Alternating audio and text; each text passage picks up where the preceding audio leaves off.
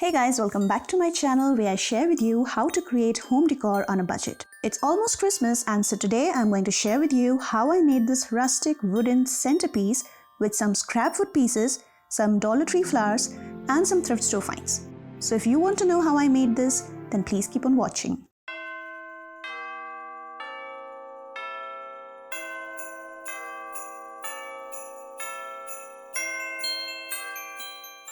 I'm starting by making the box which will hold the flowers and candles, for which I am using these scrap wood pieces. So the basic idea is that I will join them like this, make the sides and arrange these thrifted candle holders in it. And finally we will end with decorating it with some flowers. So with this idea in mind, I am starting by nailing two of these small pieces to make the edges of the box.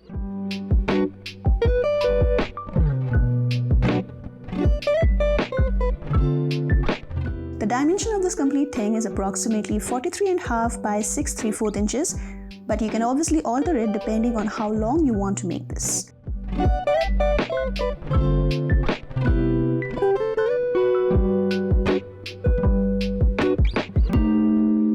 After nailing the ends with the side pieces, now I am going to join these two sides together, for which I am first stapling them so that it will hold together for some time, and then I am going to pour some wood glue between them.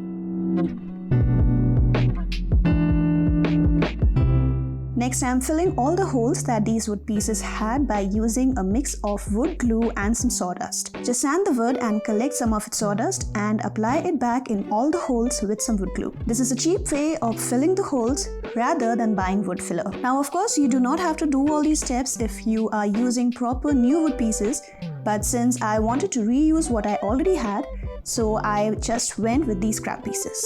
Once it is all dry, the box will look something like this. Next, I am measuring and marking the points where the candle holders will go. The length between each candle holder is 8 inches, while the length from both the ends is 9 inches.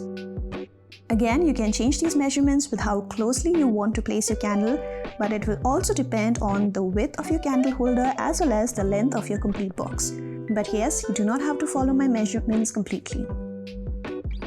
Next, I'm going to use these wood pieces of 5 1/4 by 3.5 inches, which will hold the candle holders in place and give our base some strength. But before that, I'm measuring the width of each of these wood pieces and finding its center.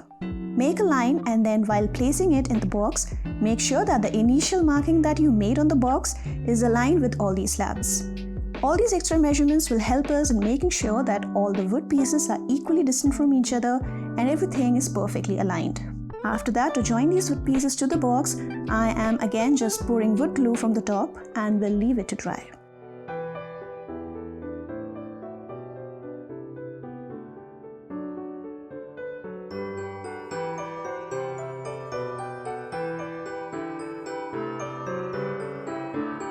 Now, to make the base of this box, I am using some cardboard. You can totally use some thin sheets of plywood and nail it to the box, but I did not want it to make it heavier than it already is, so I decided to use a cardboard, and also it's way cheap.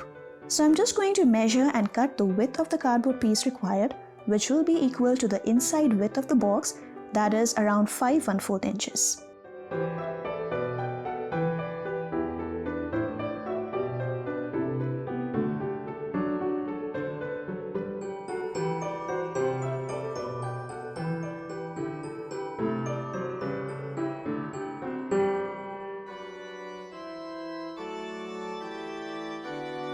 Next, I am again finding the center of this cardboard so that I can make a hole in it where the candle holder can perfectly sit. For this, I am first placing the cardboard in the box, and then I am marking the point on the cardboard corresponding to our initial marking which we had made on the wooden box. Then I'm finding the center of this cardboard piece and then joining the before marked point with the center point, which will give us a somewhat exact location of where the center of our candle holder should be. Now, I know it sounds complicated, but it really is not.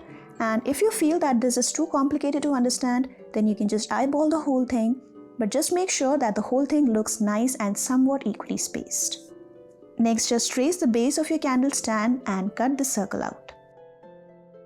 Another reason for using a cardboard is that this cutting the base part will be easier when using a cardboard than using a plywood.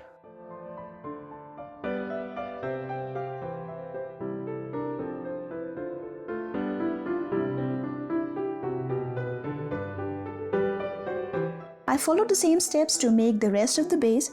Just measure, find the center and cut the base for the candle holder. Now to prep this box, I am going to sand it off first so that all that extra sawdust and glue can be removed. For this purpose, I am using a sandpaper in the grit 120. After that, I am cleaning the surface and spraying it with some brown paint and will wipe it off immediately so that some of that raw wood is visible. Again, this is a small technique that you can use if you don't have any wood stain with you.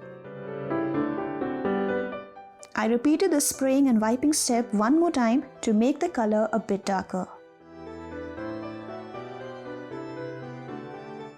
Here I am just joining the leftover piece of the cardboard with the rest of the base with some masking tape.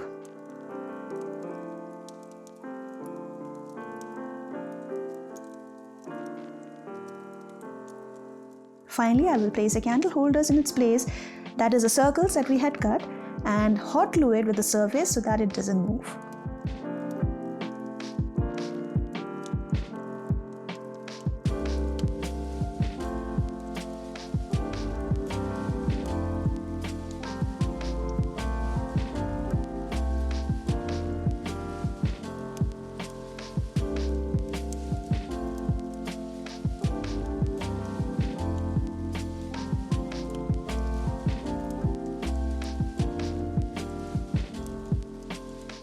Next, I am arranging these Dollar Tree floral forms in the box, and once I am happy with the arrangement, I am hot gluing it to the base.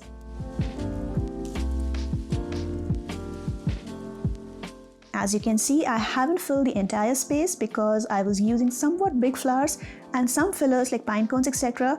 So you do not really need a lot of these forms.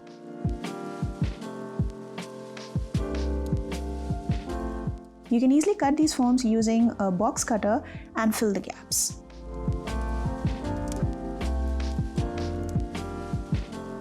Now comes the fun part of arranging the flowers. You can use any kind of flowers that you like if you do not have a specific occasion in mind, but since I am making these for Christmas, so I'm going to use these kind of broken thrifted poinsettias from last year and some Dollar Tree flowers. And also some pine cones which I picked from our backyard. So with all these stuffs in my hand, I am arranging everything on the foam to make sure that it's all looking good and well put together. All these flowers and leaves come with wire endings, so it's really easy to arrange them on the floral form. But one thing that I totally forgot to do was to first arrange some floral garden moss in the base first and then arrange the flowers and stuff. This moss is again from Dollar Tree and is really handy to fill any gaps. So yeah, if you plan on doing this DIY, then a suggestion, arrange the moss first before you proceed to arrange the flowers. As you can see, I first arranged the poinsettias and then moved on to arranging these Dollar Tree white cherry flower thingy. I'm not sure what it's called, but yeah, this gives a nice contrast to the whole arrangement. You can use any mix of things that you can get to make these. The aim is to make it all look pretty.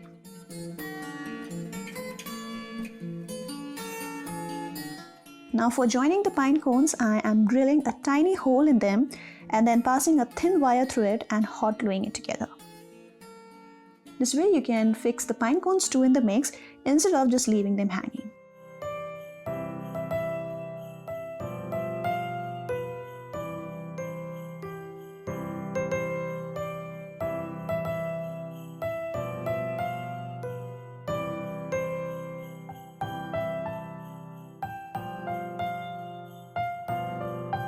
And here I am pulling the flowers out again to put some moss in the base, as I mentioned before. But yeah, start with this step first and then arrange the flowers.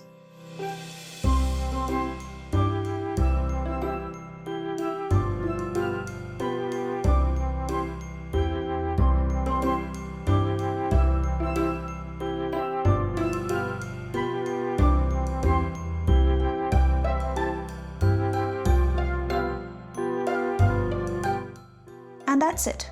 Your own Christmas mantle / centerpiece is ready. The total cost of this DIY for me was $9, but that is also because I used some scrap wood pieces rather than buying new wood. The market price of this thing can range anywhere between $50 to $250 based on the length of the box. You can place this piece on your dining table or on your coffee table and even above your fireplace. And the best part is that once the holidays get over, you can recycle this box and fill it with some river rocks, some fall leaves, some mason jars, etc. for a year-round use. Let me know what you think of my first DIY for this Christmas season. If you liked it, then hit that like button, share it with your friends and family, and if you've got any feedback for me, then drop them in the comment section below.